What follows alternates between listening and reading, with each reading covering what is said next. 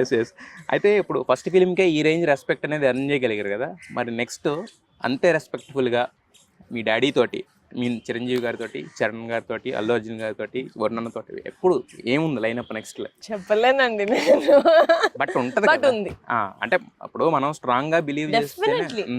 అంటే నేను చెల్లి కాబట్టి లేకపోతే నీ డాటర్ కాబట్టి నేను చెయ్యాలి అని కాదు, జెన్యున్ గా నాకు వచ్చింది ఏదన్నా కథ డైరెక్టర్స్ ఇలా అంబిషియస్ గా మా ఫ్యామిలీలో ఎవరికైనా చెప్పాలి అనిపిస్తే అది నాకు కూడా కరెక్ట్, ఏదో నా ద్వారా వెళ్తే త్వరగా వస్తుంది అని కాకుండా నాకు కూడా ఆ జెన్యూనిటీ కనిపిస్తే అండ్ నాకు నమ్మకం ఉండాలి వాళ్ళ చాలా పెద్ద హీరోస్ వాళ్ళతోటి నేను హ్యాండిల్ చేయగలుగుతాను యాజ్ అ ప్రొడ్యూసర్ అని నాకు నమ్మకం వచ్చినప్పుడు 100% I'll take. ప్రొడ్యూసర్ గా అదే కదా మీకు ఉండాల్సిన నమ్మకం, ఎందుకంటే డైరెక్టర్స్ ఖచ్చితంగా వస్తారు మంచి కథ.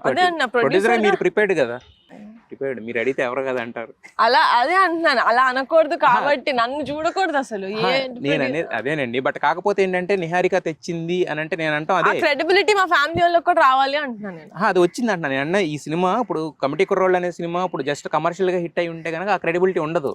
బట్ అది నేను ఆ రోజు ఇంతకు ముందు చెప్పినట్టుగానే ఆ రోజు నుంచి ఆ రెస్పెక్ట్ అనేది స్టెప్ బై స్టెప్ పైకి తీసుకెళ్తుంది కదా. సో ఇఫీలో ఆ రోజు చిరంజీవి గారు చెప్పిన మాట ఈ రోజు నిజమైంది. ఏది ఇఫీలో తెలుగు సినిమాలు లేవన్నారు, అది మీరు ప్రూవ్ చేసి చూపించారు మన తెలుగు సినిమాలు కూడా ఉంటాయని చెప్పేసి. సో ఆ రెస్పెక్ట్ అనేది పెరుగుతుంది కదా అనేది నా ఒపీనియన్. డెఫినెట్లీ.